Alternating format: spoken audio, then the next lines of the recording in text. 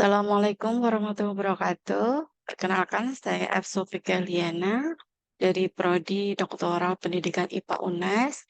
Di sini saya akan memaparkan tentang identifikasi permasalahan dan juga pengembangan dari rencana pembelajaran semester pada mata kuliah konsep IPA. Di sini saya mengajar di PGSD Universitas Muria Kudus. Untuk identifikasi permasalahan, di sini kami membahas yang pertama tentang CPL dan CPMK-nya, kemudian deskripsi dari mata kuliah, identifikasi permasalahan dari eh, pembelajaran semester yang sudah ada, kemudian rencana solusinya, dan juga rencana pembelajaran semester yang dikembangkan. Untuk capaian pembelajaran lulusan di sini dari 4 CPL yang kita pakai diantaranya dari segi sikap, pengetahuan, keterampilan khusus dan keterampilan umum. Di sini ada 4 CPL. Yang pertama adalah menunjukkan sikap bertanggung jawab atas pekerjaan di bidang keahliannya secara mandiri. Yang kedua, menguasai pengetahuan bidang studi di sekolah dasar meliputi berbagai dari mata pelajaran yang ada di sekolah dasar dan kini kita fokus di IPA. Mampu menerapkan pengetahuan bidang studi di sekolah dasar dan ini juga dikhususkan pada IPA. Kemudian yang keempat adalah mampu menerapkan pemikiran logis, kritis, sistematis, dan inovatif dalam konteks pengembangan atau implementasi ilmu pengetahuan dan teknologi yang memperhatikan dan menerapkan nilai humaniora yang sesuai dengan 5 bidang keahlian. Dan salah satunya adalah tentang ilmu pengetahuan alam.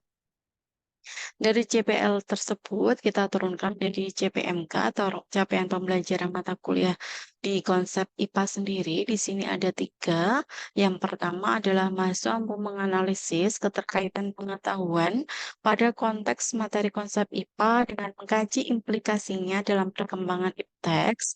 Yang kedua, mahasiswa mampu menerapkan materi konsep IPA dalam kehidupan sehari-hari. Dan yang ketiga adalah mahasiswa mampu membuat berbagai solusi alternatif yang tersedia terhadap permasalahan IPA dan menyimpulkannya untuk pengambilan keputusan yang tepat sesuai dengan perkembangan ipteks dengan penuh tanggung jawab, mandiri, bermutu, dan terukur.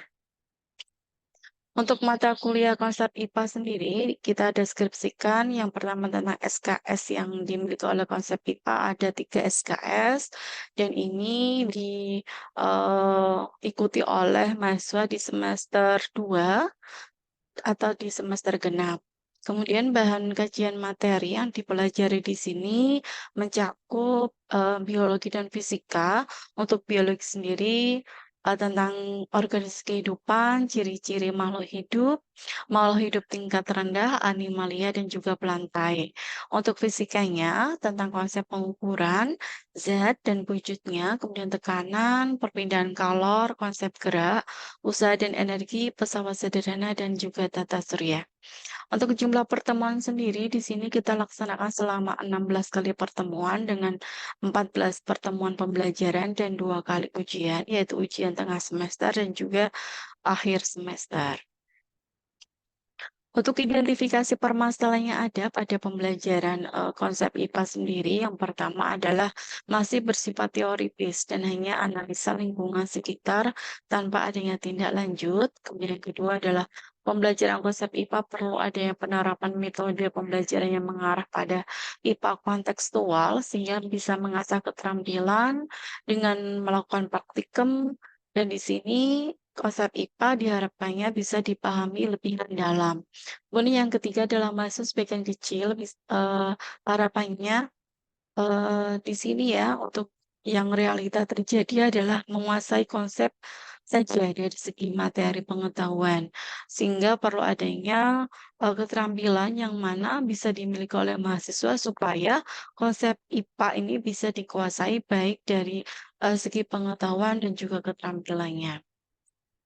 Kemudian yang keempat adalah sub CPMK yang diterapkan belum mengarah pada penerapan, sehingga di sini bisa kita gantikan pada yang tadinya menjelaskan, bisa kita mengaplikasikan atau menerapkan, sehingga perlu eh, dari materi-materi yang dipelajari di sini kita arahkan pada penerapan. Kemudian solusi yang kami gunakan pada pembelajaran konsep IPA yang pertama adalah penggunaan metode pembelajaran yang berorientasi pada centered learning, di antaranya adalah PJBL, PBL, inquiry, dan collaborative learning. Kemudian analisa materi harus di ya diharapkan ya berbasis kontekstual dan juga aplikatif dengan melihat dari penerapan dalam kehidupan sehari-hari. Yang ketiga, melakukan percobaan praktikum untuk meningkatkan kompetensi pengetahuan dan juga keterampilan.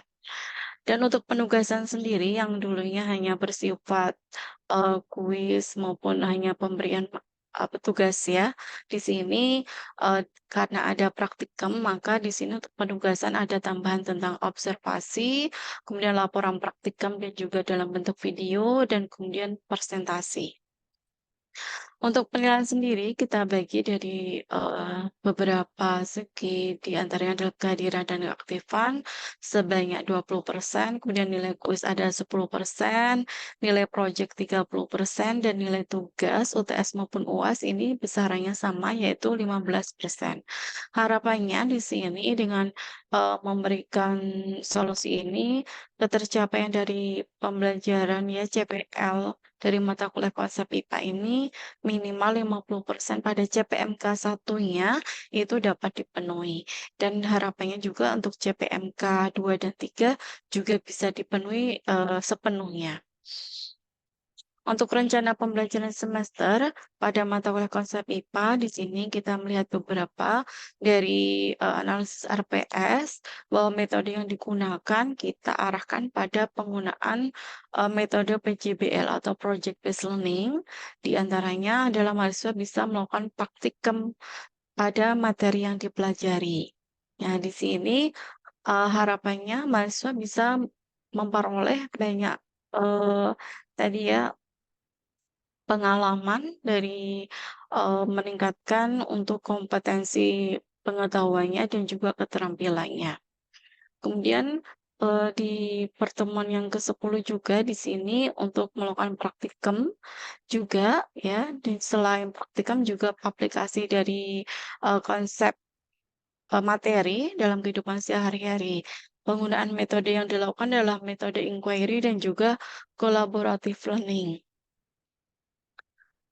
Dari hasil analisa tersebut, kemudian bobot penilaian kami ubah yang sebelumnya tidak, seperti ini, karena ada tambahan proyek dari, praktikum yang dilakukan oleh mahasiswa, sehingga di sini untuk bobot penilaian sendiri, untuk kehadiran dan keaktifan kita menjadi 20% yang semula hanya rendah, sekitar 10%, karena keaktifan sendiri, mahasiswa turut hadir dalam melakukan praktikum dan juga tadi, melakukan kegiatan penugasan. Kemudian untuk nilai tugasnya sendiri itu ada 15%, kemudian nilai kuisnya adalah 10%, untuk nilai projek itu paling besar yaitu 25%, untuk nilai UTS dan UAS itu sama yaitu sebesar 15%. Terima kasih, ini, eee yang bisa kami sampaikan tentang rencana pembelajaran semester yang sudah kita kembangkan, karena untuk mengarah pada capaian kompetensi mahasiswa selain untuk memperoleh kompetensi dari segi pengetahuan juga bisa keterampilannya. Terima kasih. Sekian dari saya. Assalamualaikum warahmatullahi wabarakatuh.